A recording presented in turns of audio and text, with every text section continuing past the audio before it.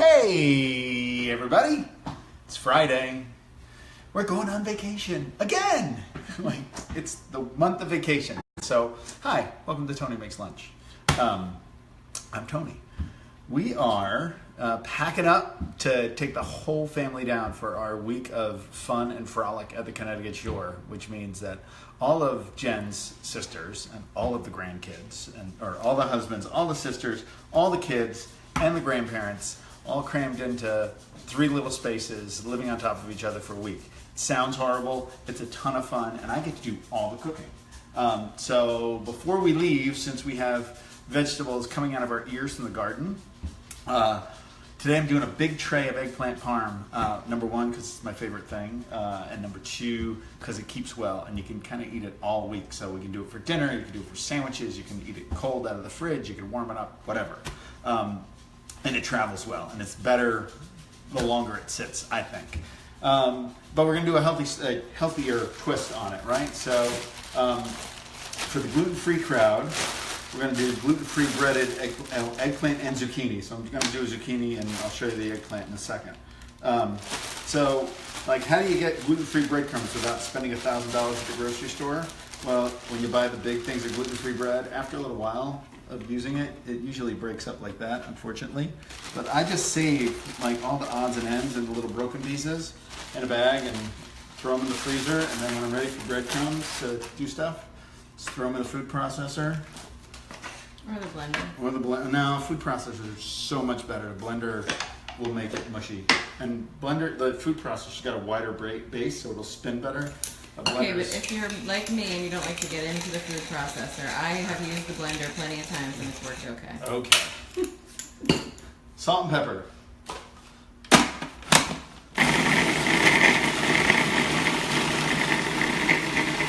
Buzz it up.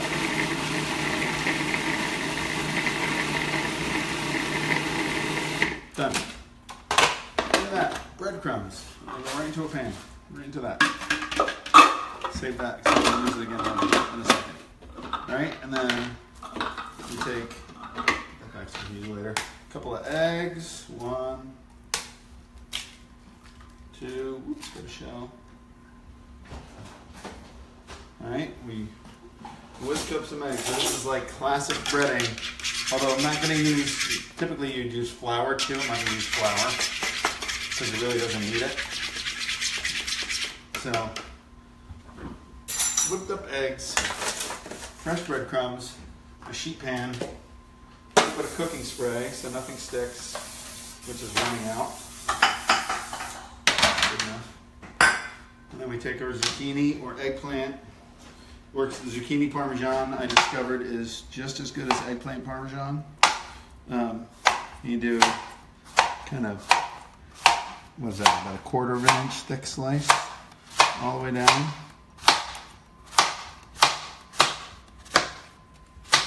We're going to go pretty quick today because we still have to pack and get the kids out, and I still have work to do even though I have the day off. So then the zucchinis go right in the egg. They go from the egg to the breadcrumb. They get a little toss in the breadcrumbs. Come on, stick. They go right on the pan. All right, wait. So you're moving a little too fast. Am I moving too fast for people? Here, I'll slow it down. So those aren't terribly covered in breadcrumbs. I know, because the breadcrumbs came a little thick, but that's okay. Here, watch. Okay. So do it can you again. remix the breadcrumbs so they're a little thinner? No. That just means you have to pat them. All right. Look, you don't need them perfect because it's parm.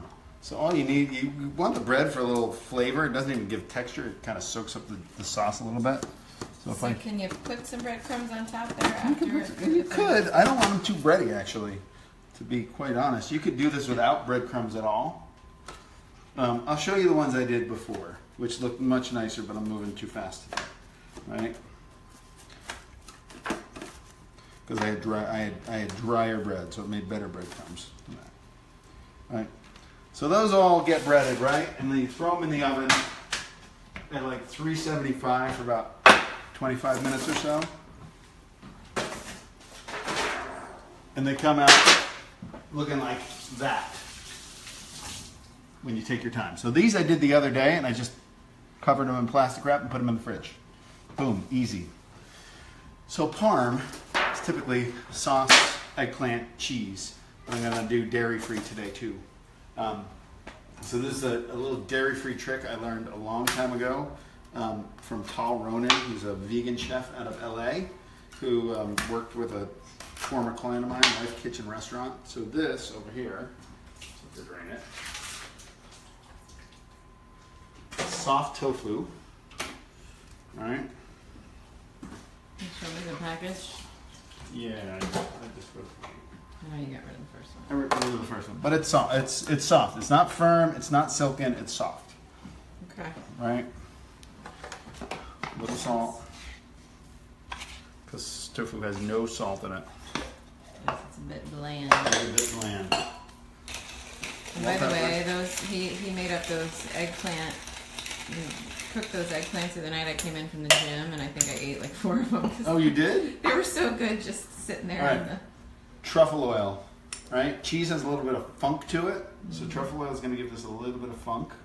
And we got that truffle oil at Trader Joe's. Trader Joe's. It wasn't crazy expensive, which truffle oil usually is. Fresh basil that I just picked from the garden, stems and all, doesn't matter.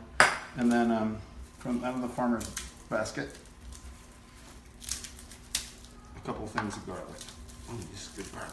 Nice. I don't think there's been a Tony Makes Lunch that you've done without garlic. Well, shocker. Every single one says involved garlic. Not that I'm complaining about that. So, 2 cloves, right? Because I'm doing 2 things of tofu. So a little splash, salt, pepper, a little splash of truffle oil. And the truffle oil is, I would say, is not really optional in this, because you need the funk, that funky umami flavor. It's not a positive word as far as I'm concerned. So cheese has a little funk to it, right? Explain that a little bit more. Cheese has a little bit of, that fermented flavor to it, and that's what truffle oil is going to give you.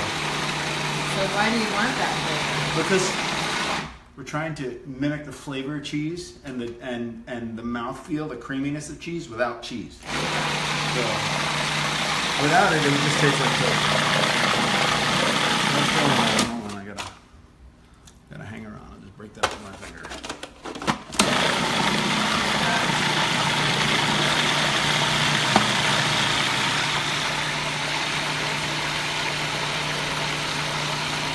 Just until it comes together and it's nice and smooth. But real simple, just salt, pepper, garlic, basil. Our parsley went to seed, so if I had parsley, I'd throw that in there. A little bit of truffle oil. And look, taste it. You would think it tastes like cheese, right? Mm-hmm. Yeah, totally. It's just like Mott's.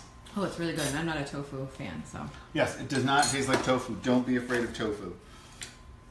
If you didn't want to use tofu, you could do that with cashew cream that we've done before. Mm-hmm. So then we're just going to assemble.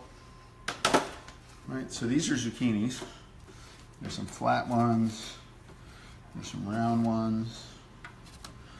Right, so you do a layer. Oh, those are all zucchinis? These are all zucchinis, and then we're going to get down to the eggplants are underneath. So I had one big giant, I think you posted the picture when we got back from Las Vegas of the giant zucchini. Mammoth zucchini. So that's the giant. Yeah, we got big zucchinis, we got tons of basil growing out there. And this is just quick homemade sauce that I made this morning. Mm-hmm. So it's 1 onion, like 5 or 6 cloves of garlic, and 3 cans of crushed tomatoes, and then a handful of basil from the garden that I didn't do anything to. I just threw it on there. Okay. Is that enough sauce in between? That's enough sauce. I don't want it to be like too wet. And then you just come through with a little bit of that. Right? Like I said, it's parm, and it's going to sit for a couple of days. So it's going to, like, everything's just going to come together. And then the breadcrumbs melt, basically. Mm-hmm. And they become kind of glue that holds the whole thing together. And so by baking instead of frying the zucchini and the eggplant is another thing that we're gonna make this healthier. So my Aunt Mella makes probably the best eggplant parm on the planet, but she takes each piece nice and thin, breads them all, and then fries them in olive oil. That's the way I learned how to make it. Those are super thin. Those to me they're like what, quarter of an inch or so, right? Yeah, they're pretty thin, but not super thin because I baked them in the oven. I didn't want them to burn. Yeah. And you know, they go in the oven for like 25-30 minutes. They're gonna cook again, so you don't need to be like too crazy. You don't really want to overcook them because you don't want them to fall apart. And then it's just as many layers as you can possibly fit in the pan. I've got 2 more pans over there if I need to make more. Mm-hmm. But this will fit a lot. It'll be, I like it mile high, like we had lava and it actually ends up being relatively kind of low in calories. Not that we count calories around here, but it's not a super rich dish because it's the tofu is pretty the tofu light and takes it down a notch. Mm-hmm. And you know, even though it's got breadcrumbs, they're not fried in olive oil. So typically, when you're done cooking eggplant parm, you get like a slick of olive oil when you cut into it, which is delicious. But you know, if you're trying to cut down on a little bit of fat and calories, it's not the greatest thing for you. So you can feel pretty good eating this, especially on vacation. You know, we try to make vacations healthy, so there'll be yoga in the morning and bike rides and beach runs and getting in all of our water. Getting in a gallon of water a day and not indulging too much in Tito's, but we'll be doing Tito's and Hydrate, I'm sure, because hydration is important. So here's another. Our go-to drink. We're a go-to vacation beverage these days. Got a little basil hanging off the end there. Oh, that's all right. Yeah, throw it right in. Yeah. A little surprise for somebody. Nothing wrong with a little basil. All right. That layer, we'll do one more layer. And look, I think we're going to have a perfect amount of everything. So that's what, 4 or 5 layers? Mm-hmm. And then this goes right in the oven. Again, same temperature as the zucchini slices, 375. For how long? Or so. That all depends. You know, it can go probably a solid hour, hour and a half. This is so thick, and the eggplant's cool because I cooked it the other day. I'll scrape this off of that, like that.